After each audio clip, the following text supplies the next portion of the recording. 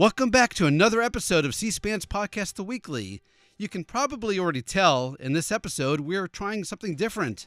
This time it will be less of us and more of others. Here's why.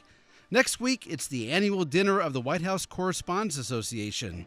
In years past, leading up to this big, splashy black tie event at the Washington Hilton, we've typically done some sort of best of preview. Best of jokes about C-SPAN, and so on. But this time, instead of us picking the clips, there's a twist. We've asked other people to pick the clips. 4 other people. Who are they? 4 former presidents of the White House Correspondents Association. The journalists who have been in charge of the dinner. They reserve the room, schedule the president, book the entertainer, and have to deal with people begging for tickets, and so on. For this podcast, we asked each of them to tell us about their favorite moment from any dinner. We'll play the clips they chose, then talk with them about those iconic moments. If you've watched C-SPAN coverage of this dinner over the years, you likely will remember them. But you may not know the rich backstory, what was happening behind the scenes. These are moments our guests either were directly involved in or found particularly memorable. And that's what you'll hear in What Comes Next, a special, conversational, and unscripted episode of The Weekly, with 4 people who were at the head table, ran the event, and ran the room. More after this. Joining us now, Tamara Keith. Tamara has been White House correspondent for NPR since 2014, and she co-hosts the NPR Politics podcast. Tamara was elected to the board of the White House Correspondents Association in 2018. She was the WHCA's president from 2022 to 2023, and she presided over the 2023 dinner. But the clip she chose wasn't from her dinner. It was from a dinner almost a decade earlier, 2014. Here's then president of the White House Correspondents Association, and actually now the executive director of the WHCA at the 2014 dinner, Steve Thoma. I want to take a minute and introduce some people in the room. And I'd like you to stand and then stay standing. And hold on for a second. I want all the past presidents of the White House Correspondents Association to please stand and stay standing.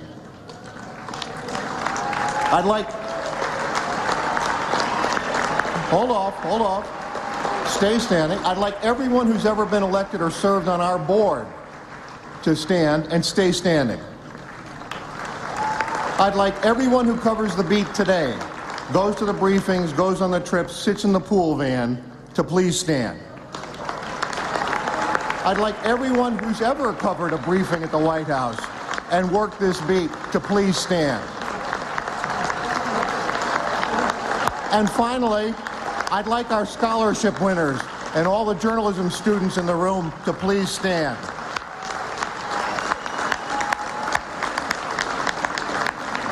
We welcome all our guests to this dinner. There's a lot of attention paid to the people who come here, and we welcome them all, the stars of fashion or sports or, yes, entertainment. But, ladies and gentlemen, these are the White House correspondents. These are the people whose name is on the dinner. Okay, Tamara Keith, that wasn't a president, that wasn't a comedian, that was Steve Thoma. Why did you pick that clip? So I was brand new on the beat in 2014. That was the first White House Correspondents Association dinner that I attended. And that moment really, and that moment for me was like, wow, I'm a White House correspondent now.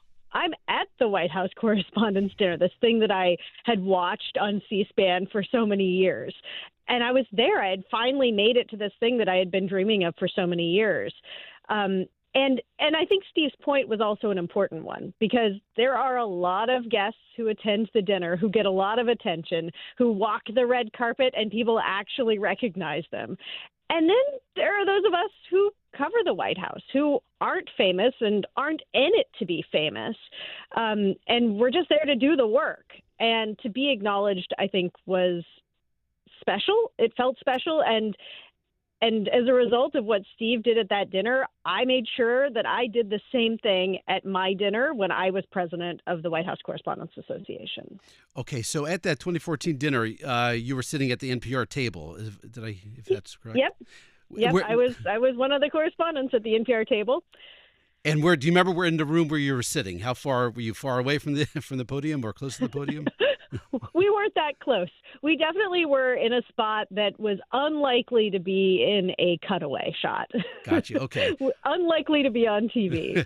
So when Steve Thoma recognized everybody, you were saying, and you didn't stand up at that point, or you did stand up because you were already covering the White House, or you were... Yeah, I stood up, and it was like a little bit embarrassing, or I don't know. You felt on the spot. And some of the people who were at our table who weren't White House correspondents were clapping for us. And, it was this moment of like, oh, gosh, attention. But also like, wow, like this dinner, lots of people think this dinner is about the president. Lots of people think this dinner is about the comedian or the celebrities who attend, especially during the Obama years. There were a lot of celebrities who attended.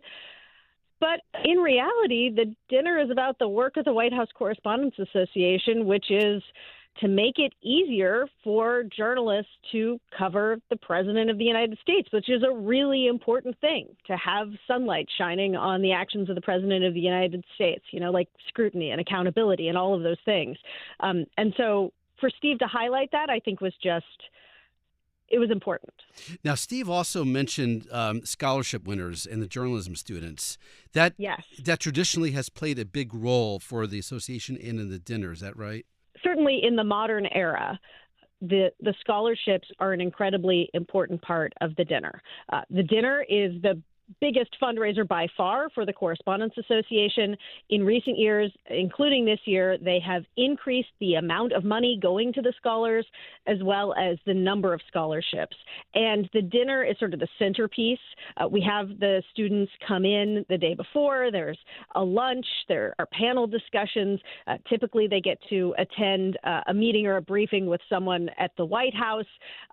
They really get to experience the White House beat for a day.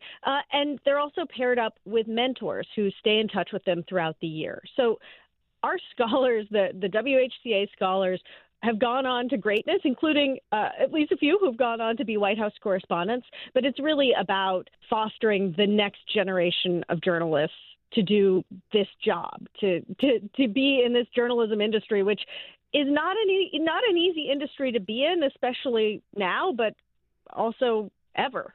Okay, gotcha. So you went from 2014 sitting at a table that, as you say, was not in a cutaway shot to 2023 being at the head table and leading the dinner itself. Walk us through that. How did you get from a table in the back to the front with the president and the entertainer? An entertainer that I got to invite to be the entertainer, and someone who I thought was terrific, Roy Wood Jr., who every time he does something great, I say, I know that guy. I know Roy. He did our dinner. But my kids say, oh, look, mommy's favorite comedian is on Celebrity Jeopardy. Wait, now I have to pause you there. Do you invite the comedian, or is that a board? Who decides what comedian? Oh, no, the WHCA president invites the comedian. Oh. It is fully the choice of the WHCA president, and the comedian. Well, you're just like, you're a star maker then. You say you're the biggest judge in the world in the comedy world. You get to decide who's on stage and who plays the Washington Hilton. It is also one of the worst gigs in Hollywood. So it's not it is a tough room. Just ask Stephen Colbert. It can be an incredibly tough room to play because there are journalists there who aren't supposed to laugh. They're afraid to be in the cutaway shots and laughing or laughing at something too political. There are people there who, are advertisers and they can laugh at everything, but it's this big cavernous room and it's really easy to lose the room. So it is one of the toughest gigs in comedy, but it's also one of the best gigs, arguably. So to go back to your original question, sorry about that. Yeah, I ran for the radio seat on the board in 2018. Some people suggested that I run, and so I ran, and I served on the board for a couple of years. And then in 2020, some people approached me and said, have you thought about running for president? And I said, I have thought that is a terrible idea. And then I thought about it some more, and I decided to run for president of the White House Correspondents Association. And it It is a tough job. There are so many things to balance. You think you'll have great access to the White House because you're talking to them constantly. It turns out you're just fighting with them constantly because you're fighting for access. And every White House hates their coverage. Every White House wants to control the way the press has access to the president and the way they see them.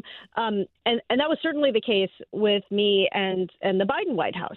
We had a working relationship, certainly, but it was tough. It was tough. They didn't want press conferences. We did want press conferences. There were fights about things that I don't even remember. And then, of course, like the biggest battle and then, of course, the biggest issue of my presidency was President Biden's secret trip to Ukraine, which I was involved in. I decided which two journalists got to go with the president to Ukraine. I went to them and I said, we need the full 13. And it was this big back and forth, the full 13 members of the traveling pool. It was a huge fight. I lost, but I did get to select the journalists who went. And then I was awake for 48 hours, nervously waiting to see when the embargo would break on the secret trip. All right, I'm going to play one more clip with you. You've been great. We're going to play a bonus clip with you. But first, I have to ask you, when you're on stage before the dinner starts and you're sitting next to the president, are you talking to the president? Can you hear each other with all the noise in the room? Yes. Okay. You were in fact having an hour-long conversation with the President of the United States. And I came ready with questions like, just small talk questions like, who's your favorite Peloton instructor? I was trying to figure out how I was going to fill an hour. It turns out, and it's off the record, but it turns out President Biden had a lot to say, and I didn't really need to ask any questions. Gotcha. Perfect. Okay, cool. All right. We're going to play a bonus clip with you, Tamara. You've been great. Really appreciate you joining us. You gave us one other clip to play and from the 2016 dinner. His final one as president. Here's Barack Obama. So this night is a testament to all of you who've devoted your lives to that idea, who push to shine a light on the truth every single day. So I want to close my final White House Correspondents' Dinner by just saying thank you. I'm very proud of what you've done. It has been an honor and a privilege to work side by side with you to strengthen our democracy. And with that, I just have two more words to say. Obama out. All right, Tamara Keith, why did you choose that clip? President Obama was a president who really relished the opportunity to do comedy at the dinner. He was good. He was a good comedian. He had good timing. And for his last dinner to do the mic drop, Obama out, it was just like, whoa, did that just happen? So, lots of presidents don't really relish it or don't thrive or don't even show up. But President Obama, he went out on a high note. Perfect. And speaking of going out on a high note, Tamara Keith, thank you for joining us here in a special edition of the Weekly. Very much appreciate it. I have to ask you, last question, are you going to the dinner this year? I am. And where will you be seated? Oh, I have no idea where my table is, but I can tell you what I'm going to wear, which is the dress that I wore the year I was president, because I'm going to be amortizing that dress for the rest of forever. Well, we don't often make news here at the Weekly. It's all about looking backwards, but we love making news. Ladies and gentlemen, Tamara Keith, if you see her dress, say, hey, I've seen that before on C-SPAN. All right. Back in a minute.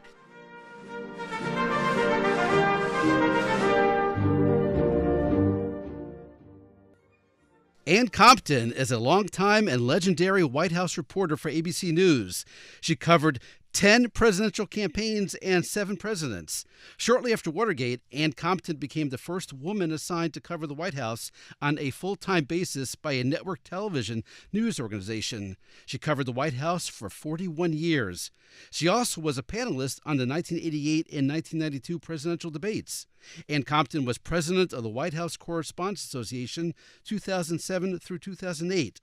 That was the final year of George W. Bush's presidency. So her dinner, held on April 26, 2008, was the last dinner George Bush attended as president. The dinner was held 2 weeks before President Bush's daughter Jenna got married.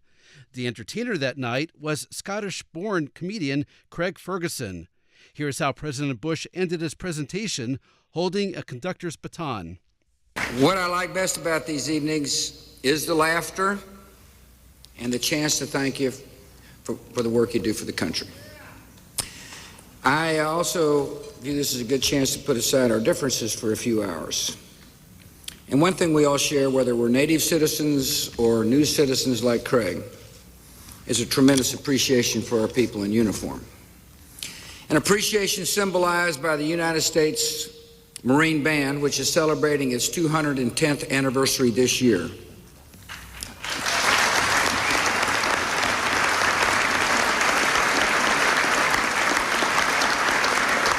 I love the band, and so I'm going to say my farewell to you by doing something I've always wanted to do. And I do it in the spirit of our shared love for this country.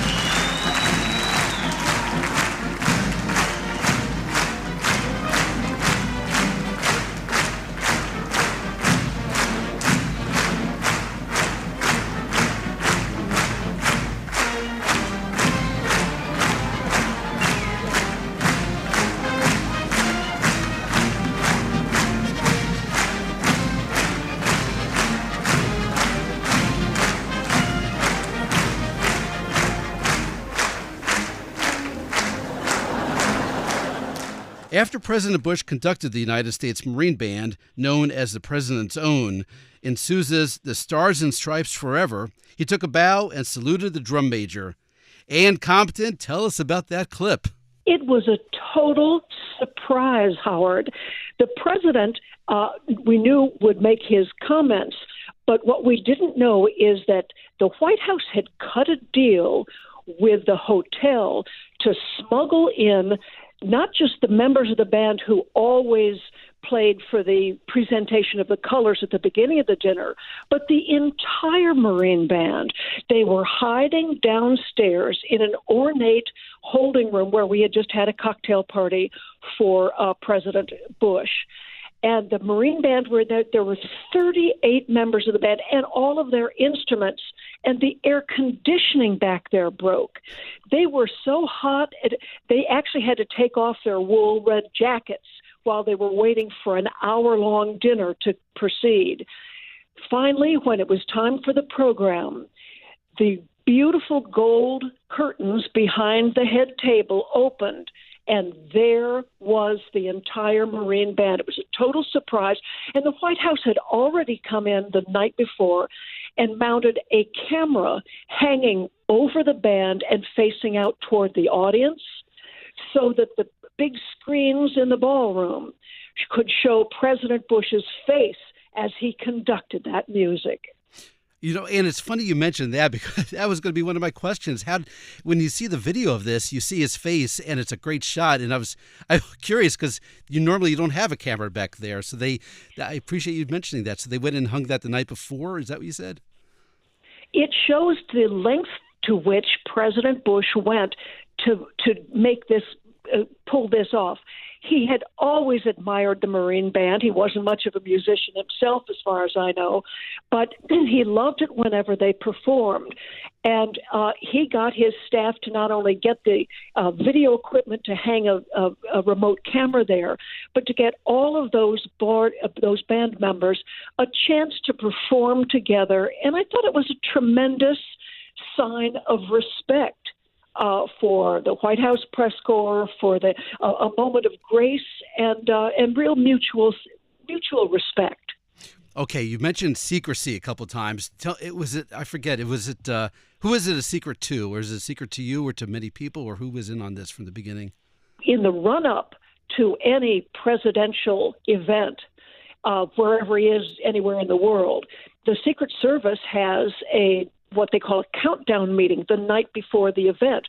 And the night before the dinner, I was invited to come sit with the Secret Service agents, the local police, the hotel managers, anybody who was making things operate during the main dinner. And they would go through the timeline, make sure everybody knew where everybody was supposed to be. Then they asked me to leave this secret meeting. And I didn't know I assumed they were talking about security of some sort. What they were doing was nailing down all the details because the Secret Service, of course, had to clear all those band members in and their instruments and sneak them into the hotel and then up onto the stage behind that gold curtain. It was quite an operation. Unbelievable. When you're looking at the video, and I've looked at it a couple of times in prep for talking with you about this, President Bush looks so happy.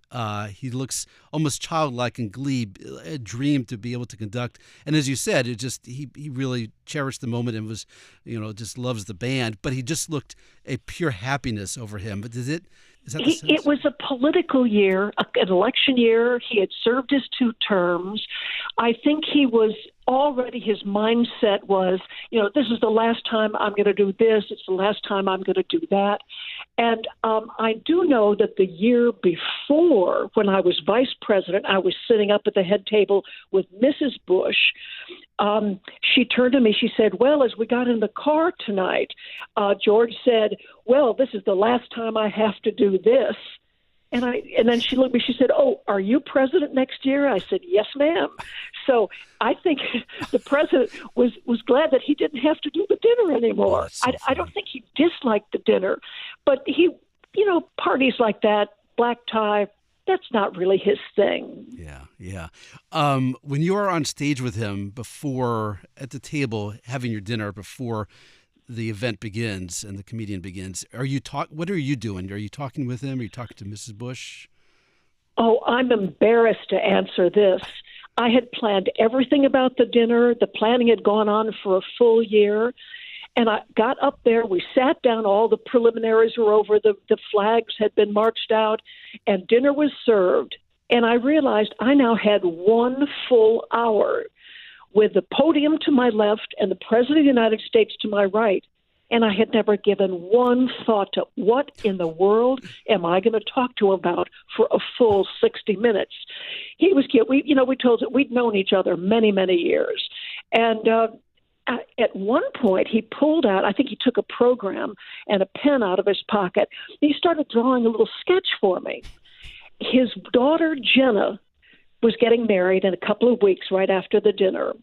And it was going to be down on his Prairie Chapel Ranch in Crawford, Texas.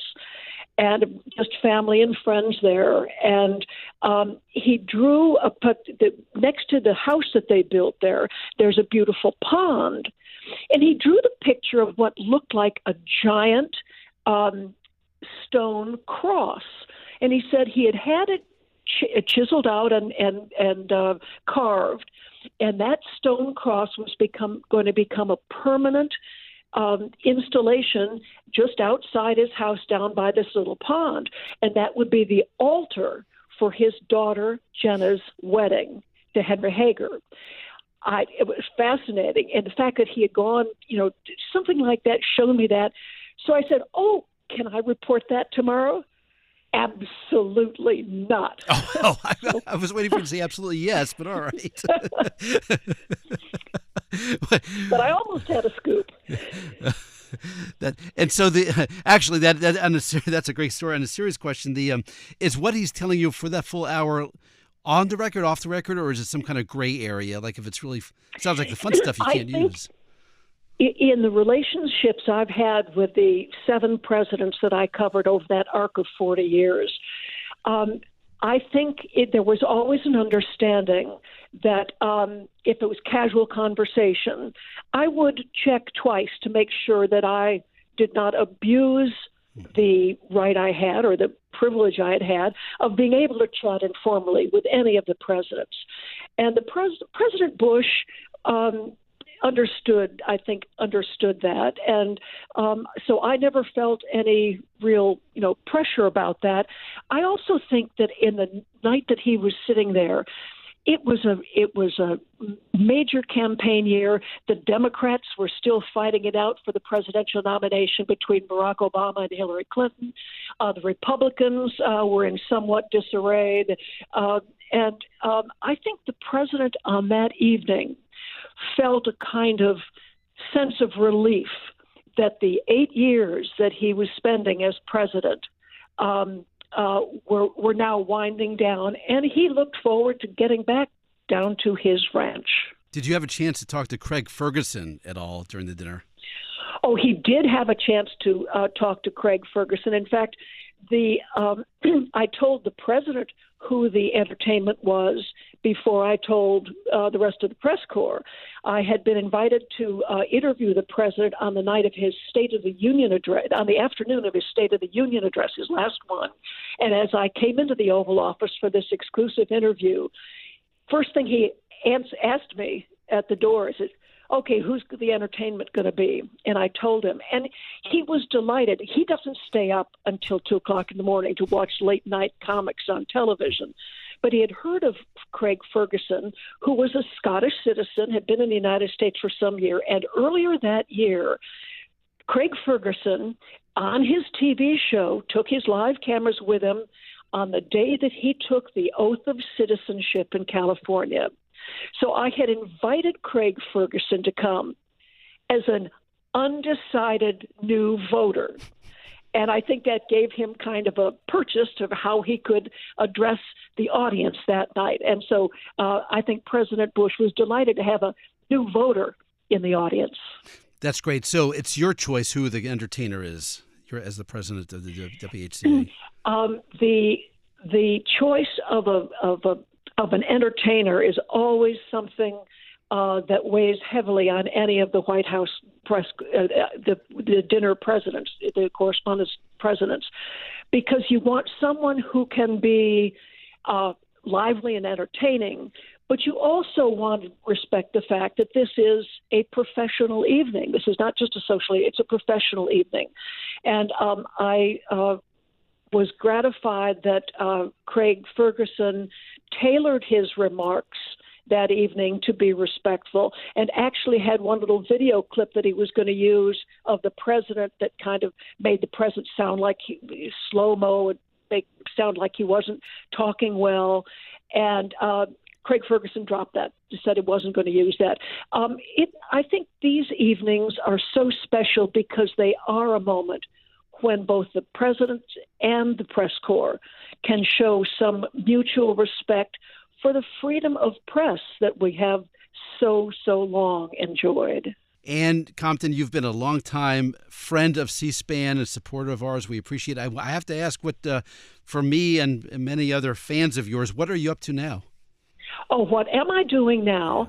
Other than interviews with you, Howard Morton. There's got to be something more substantial going on than me.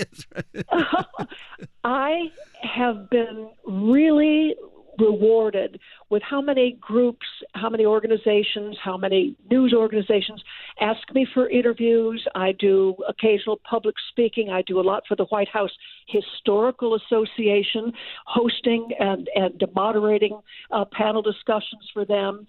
But, Howard, one of the things that means the most to me, I have 4 children who grew up watching meeting presidents. And I had 4 children while I covered the White House.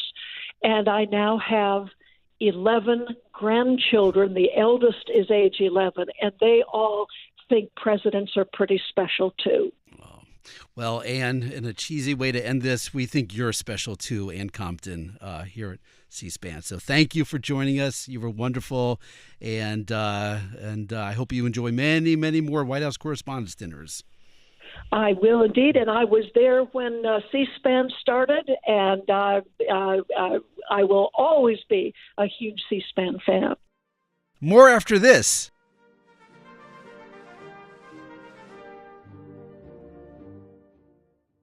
Susan Page is Washington Bureau Chief of USA Today. She has covered 12 presidential campaigns and 7 White House administrations.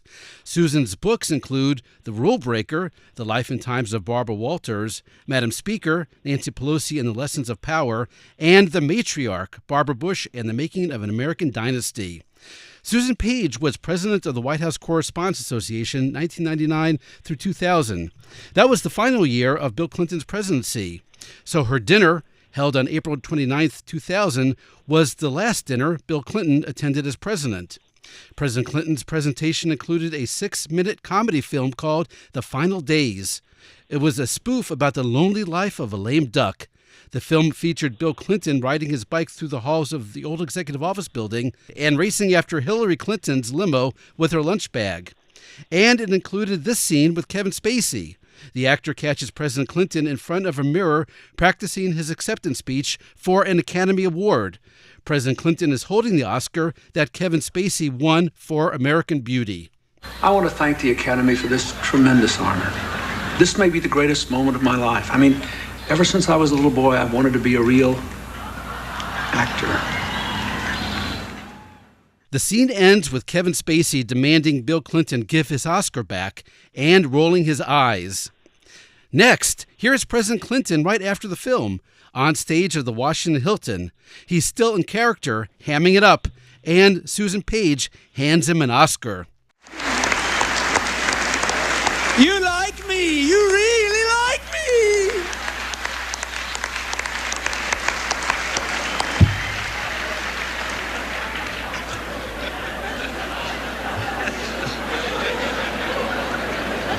Now, you know, I may complain about coming here, but a year from now, I'll have to watch someone else give this speech. And I'll feel an onset of that rare affliction unique to former presidents, AGDD, attention-getting deficit disorder. Okay, Susan Page, tell us about that clip. Howard, let me tell you about what the C-SPAN cameras couldn't see at that dinner. And that was, we knew that Clinton was going to come with this kind of Home Alone video. We were prepared for that. But we had no idea that he would show up with an Oscar for me to present to him, that Kevin Spacey had agreed to give up just for the evening. And the advance man who was guarding the Oscar clearly didn't trust me to take care of it. He was incredibly nervous about this Oscar. I wanted to just put it under the table and pull it out at the right moment. But he thought that was too dangerous. I don't know what he thought. I was going to put it in my tiny purse. But in any case, when the moment came close for me to present the Oscar to President Clinton, the advance man basically crawled out on stage behind the table so that the cameras couldn't see it, handed the Oscar to me, and crept away. I stood up. I showed the Oscar to the entire audience, turning this way and that, and then presenting it to Clinton, who made that emotional acceptance speech. And then what you also couldn't see is the advance man crawling back on stage to take it again, to take the Oscar and take it away, because apparently Kevin Spacey had been very nervous that nothing happened to his Oscar. Okay, so just to establish here, I have so many questions about this great moment. That actually was the real-life Oscar that Kevin Spacey won in American Beauty. That actually was it, right? Yes, and I can tell you, to my surprise, it's really heavy. Oscars are pretty big, and they're really heavy. So that was a surprise to me when I presented it to the president. Okay, when you say it was heavy, when was the first time you touched it? Was it at the dinner, or did you touch it ahead of time? No, we had no idea before the dinner that he was going to show up with the Oscar. I think it's possible that they weren't entirely sure until Kevin Spacey was at the hospital. I think it's possible that they weren't sure until Kevin Spacey came to the White House and they recorded that little bit that was in the film, whether he would let them use the Oscar. So the first I had heard about the Oscar was at the dinner, early on at the dinner, when the advance man came up to me and asked if I would present it to the president. And I'm going to imagine what the answer is, but I'll ask it anyways. Was this the first time you ever presented an Oscar to someone?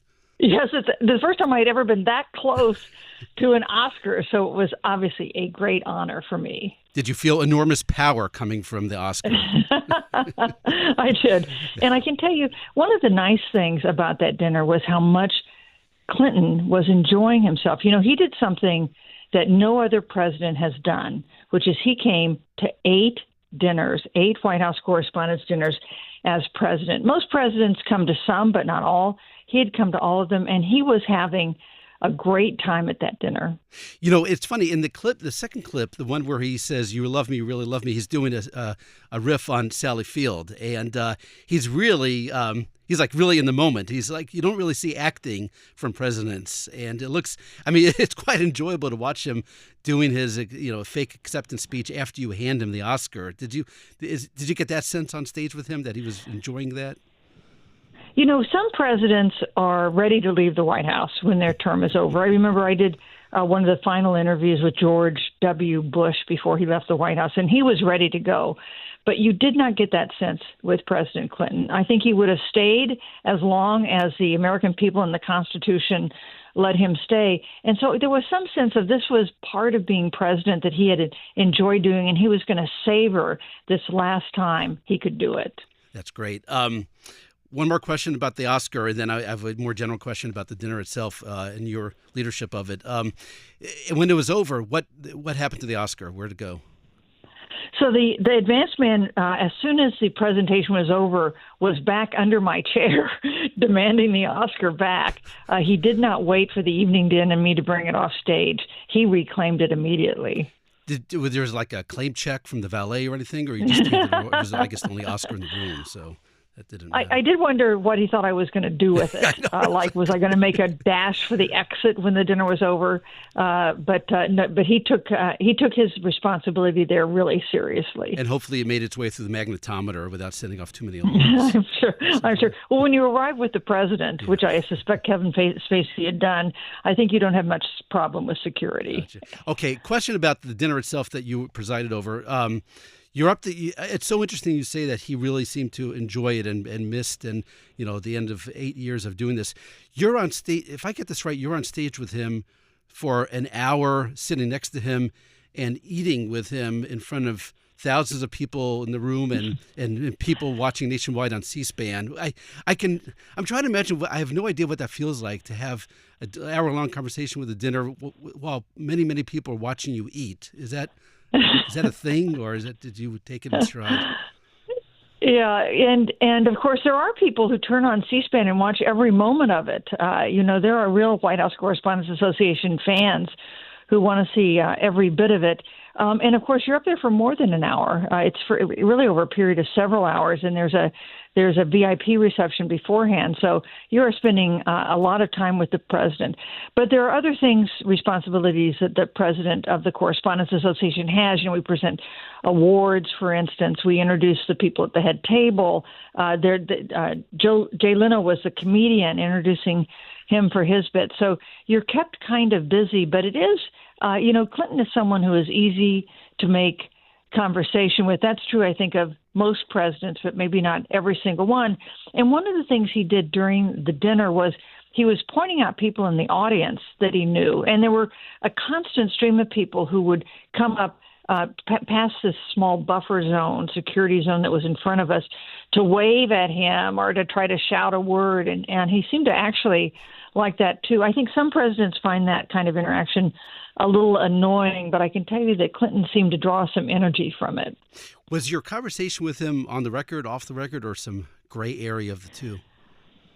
Well, I considered it off the record. Gotcha. It's not that there were such great disclosures. He didn't give me any classified information during the dinner, but it was a social event, so I considered it. Not something I would then go and write a story about. Gotcha. But there weren't any ground rules, so if I wanted to, I'm sure I could have. It just seemed a little out of character because of course I was appreciative of the fact that he had agreed to attend the dinner. And was it? It wasn't tough to get, as you say. I mean, he really enjoyed it, so it's not like long negotiating with the White House to get him there, right? They, I guess, eagerly accepted the invitation, and he came. Was that well? simple? There is a process. You invite the president and the first lady, and you're not guaranteed that the president is going to show up.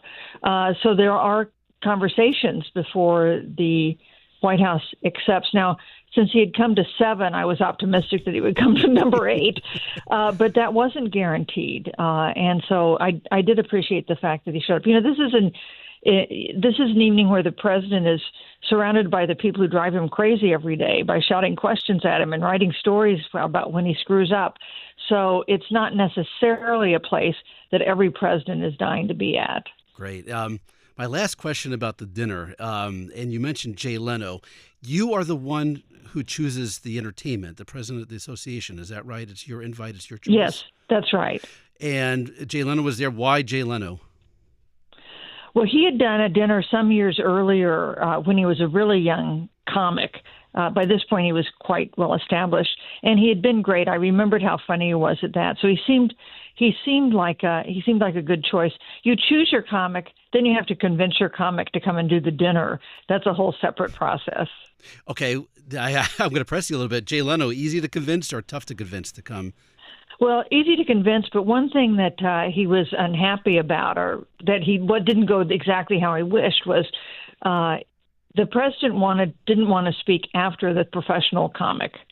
So the president spoke earlier in the evening, followed by the comedian. And the comedian didn't really want to speak after the president either, because he is kind of the highlight of the evening. So there's always a little bit of a back and forth about the order, but I took the order that the president wanted. Gotcha. Susan Page of USA Today, I want to give us a chance. You were so generous with your time and a long-time booster and friend of C-SPAN. What can people listening to this podcast buy of yours these days? What books are out there, and what are you working on? Subscribing, and give us a couple minutes, give us a couple moments to tell us how we can support Susan Page. Well, Howard, that's very generous of you. Well, the paperback edition of The Rule Breaker, which is my biography of Barbara Walters, who, by the way, attended any number of White House Correspondents Association dinners. It's coming out in April, so if people go to bookstores, your independent bookstores, you can find it there. And I'm working on a new book that has not been announced yet, that is coming out from HarperCollins next April of 2026. So I hope you'll consider putting me on your book program then. Perfect. We will do so. I'll forward. You send me an email. I'll forward it to the right people, and they will put you on. That's wonderful. By the way, since the paperback is coming out in April, if people buy it and we want them to, and you're at the dinner and they're at the dinner, will you sign the paperback version of the Barbara Walters book for them? Paperback, hardback, audio version, whatever they've got. Perfect. Okay. Susan Page, you've been great joining us. Thank you so much for your time today. Hey, thank you, Howard, and thanks to C-SPAN for everything C-SPAN does. Back in a minute.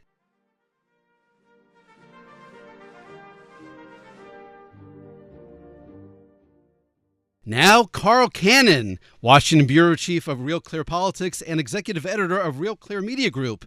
20 years ago, at the 2005 White House Correspondents Association dinner, Carl won the Aldo Beckman Award. It's given to a journalist for overall excellence in White House coverage. It's the same award his father, Lou Cannon, won 2 decades earlier in 1983. Carl Cannon and Lou Cannon are the only father-son duo to win that same prestigious award.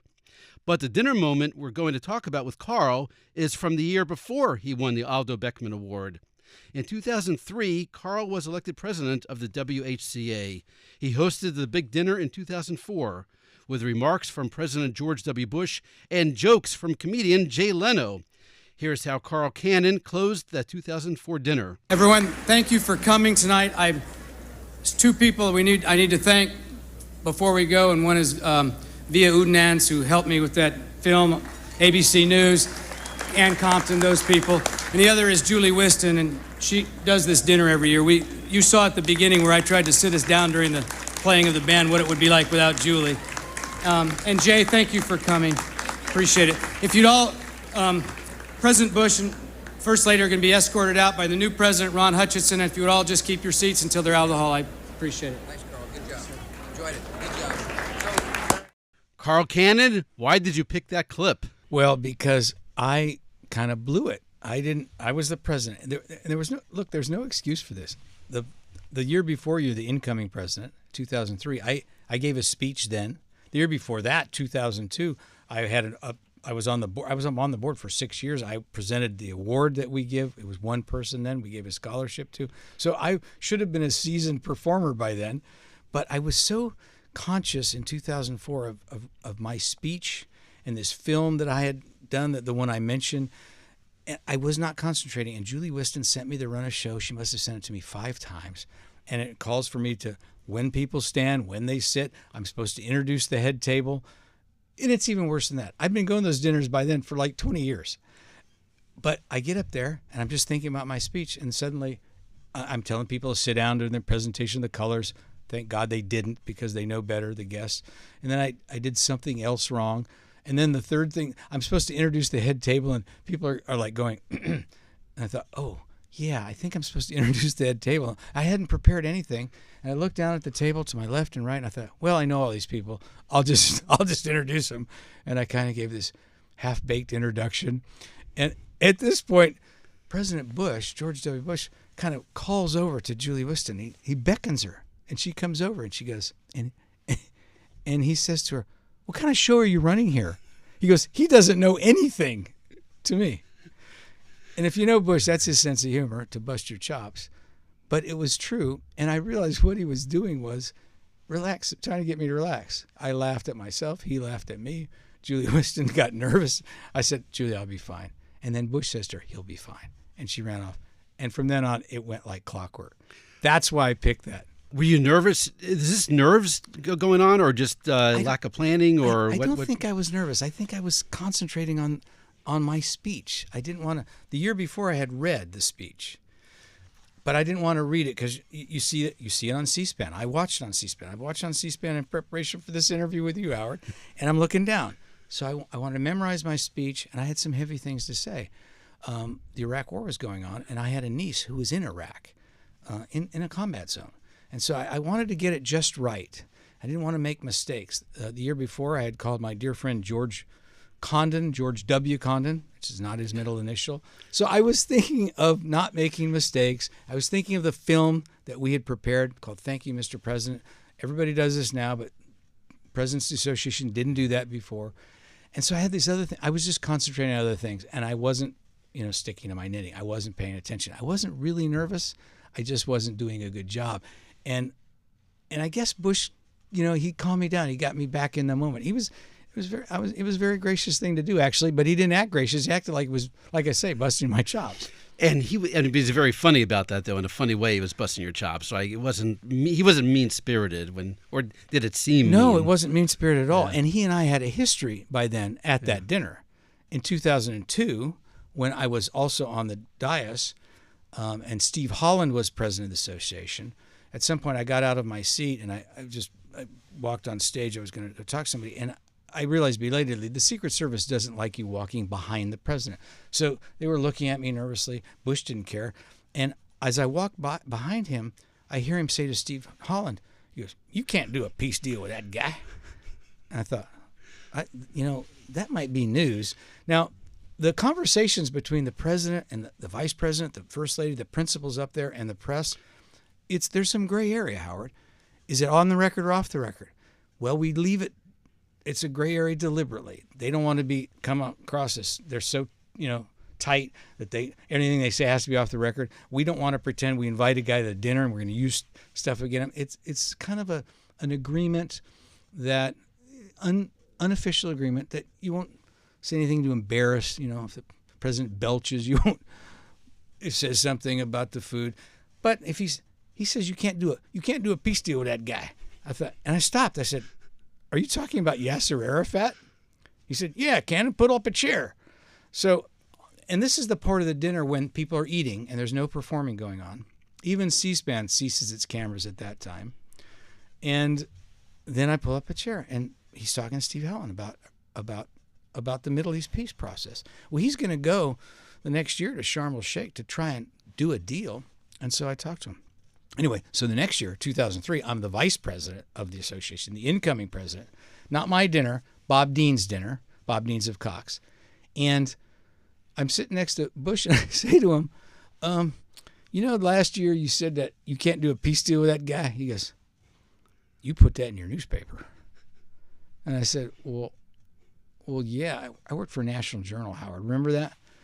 That's a limited circulation magazine for Washington insiders. It costs like, I don't know, $1,000 a year to get. And Bush, who bragged about not reading newspapers, had read it. And it was an inside story and a paragraph inside there. So first I said, well, really? You should quit telling people. I said, I thought you didn't read newspapers. And Laura says, she pipes up. She's been listening to us. Laura Bush, First Lady. Yes, Carl, would you tell him to quit saying that? I said, so he does read newspapers? She said, he reads them in bed. All right, so this is the background. I get newsprint on the sheets. She's complaining about how many newspapers he reads. So then I said to Bush, okay, well, whatever. I've been meaning to ask you for a year what you meant by that. And he said, well, you can't do a peace deal with that guy. He doesn't want peace. And the whole world knows now that's true. And he was not the first or last Palestinian leader who basically rejected a peace deal. And President Bush told me something that was very newsworthy, Howard. He said, that guy screwed President Clinton. And he called him President Clinton. He showed respect to Clinton, not to Arafat. And so actually it was a valuable exchange. But Bush being Bush, he can't help himself. And he says, yeah, well, I told this to Jacques Chirac, and he said, Mr. President, you must do a deal with Yasser Arafat. He's the only illegitimate interlocutor of the Palestinian people. This is me imitating Bush, imitating Chirac. And Bush, I'm sorry, Bush is doing the French accent. Yeah. That's what he said. Yeah. Bush is doing it. So anyway, so that's, and there's one more thing. If you want to know how Bush can bust my chops and feel comfortable doing it. That dinner, Bob Dean's had Ray Charles as the entertainment. And for years, the White House Correspondents Association board was divided. We'd always had these comedians in recent years. But in the old days, there would be singers. And I always thought it'd be great to get a singer. My friend George Condon, not George W. Condon, just George E. Condon Jr., told me, no, it's a mess. You can't do it. Well, Bob Dean's, he wanted Ray Charles, by gosh. So Ray Charles comes out there. But he doesn't come out there. I give my speech. Bob Dean gives his speech. Bush gives his speech. We're all pretty succinct. And suddenly, no Ray Charles. He sends word from the suite. He's in the hotel. My contract says I don't have to take the stage until 10, and I'm not coming on till 10. Well, the contract, of course, said nothing of the sort. It was just completely made up. I don't know what he was doing, but he didn't come down. So we're up there. He kind of lost the room. I felt bad for Bob Deans. But at some point, President Bush, he leans down, and like he's hiking, he's wearing cowboy boots, and he hikes his sock up under his boot. And I watch, and he sneaks a look at his watch. Bushy does. And I say, I can't help myself by this point. He's humiliated. He's okay. He can take it. He goes, I said, your dad lost the presidency with just that gesture. Remember, Howard? Mm-hmm. The Richmond debate, 1992. He looks at his watch.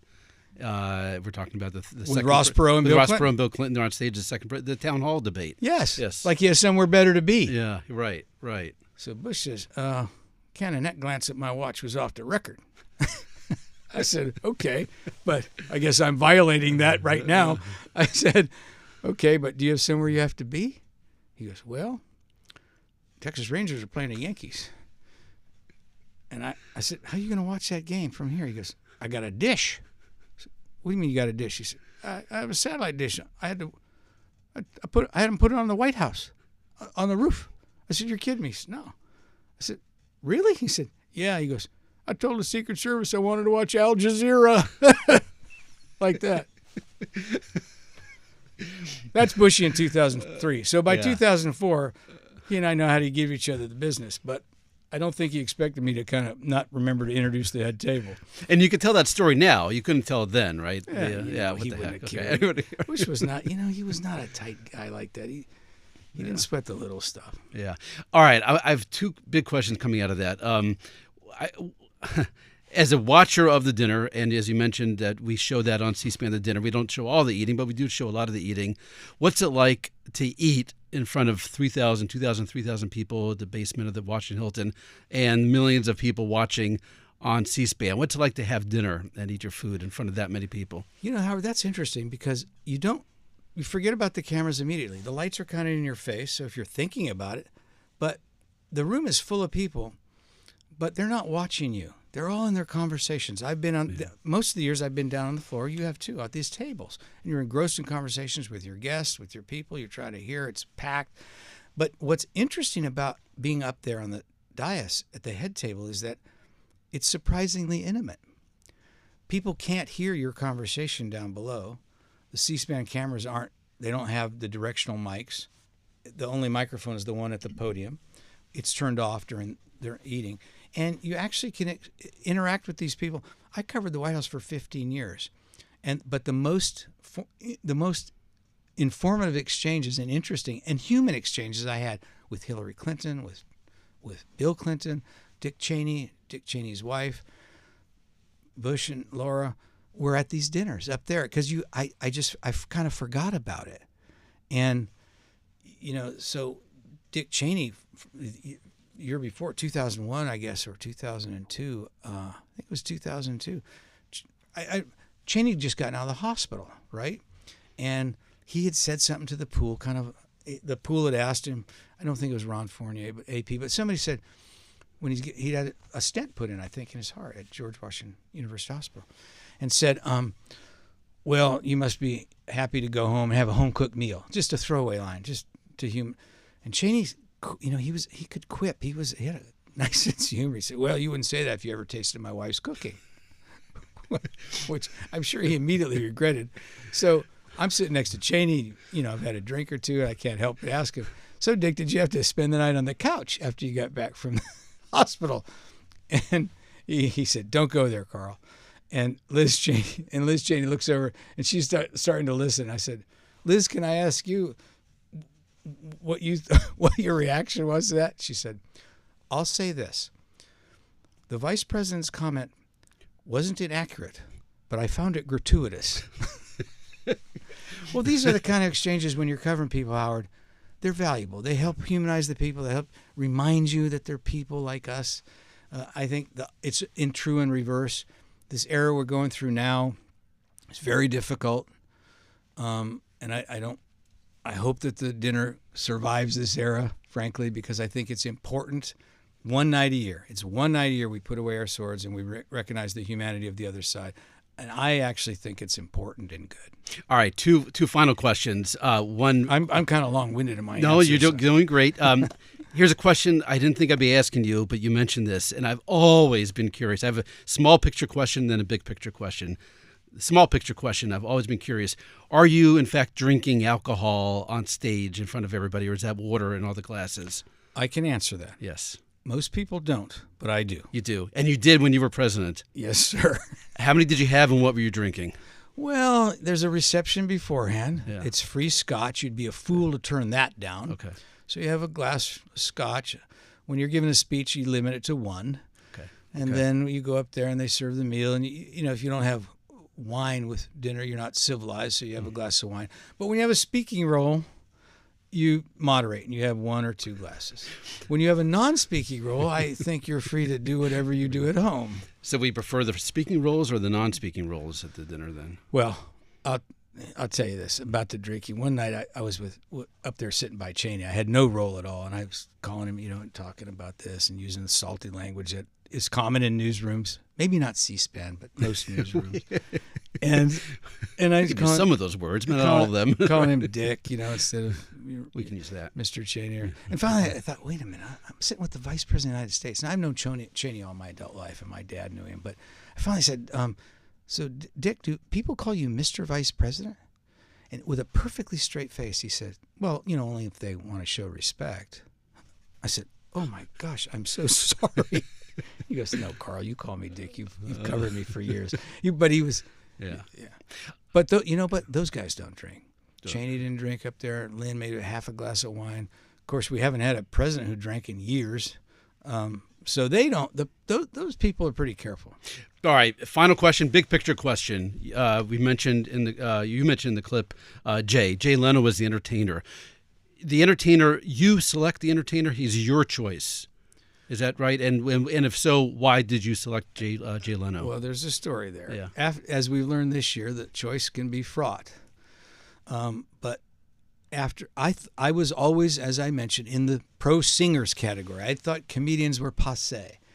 But when Ray Charles didn't come down for half an hour out of his hotel room, and when he got there, it was this wonderful concert. He played nice songs, but he refused to play Star Spangled Banner, which we asked him to play. Wait, is that the one he played, or is it America the Beautiful? America the Beautiful is when he played at the '84 convention in Yes, Dallas. I'm sorry. Too. That's the one. He wouldn't play. He wanted extra money to play that song. Right. Something extra in the box. And he'd lost the room, and some people had left. And then it's this awkward thing where you're supposed to dance up there. You look ridiculous, and it actually didn't work that well. Bob Deans was happy. He got Ray Charles, and he loves Ray Charles, and I was happy for Bob. But I thought, as I'm sitting there, I'm thinking, it's my job to get the entertainment next year. I didn't want the headache. So I'm walking off the stage, and the incoming president escorts the president and first lady off the stage. And as I'm walking off the stage, I catch Julie Wiston's eye, and I mouth the words, "Call Jay Leno on Monday." And she did. And he accepted immediately. And Leno always got our dinner. He got the zeitgeist of it. He would tease both sides, and it would be gentler humor than we've heard in the last few years.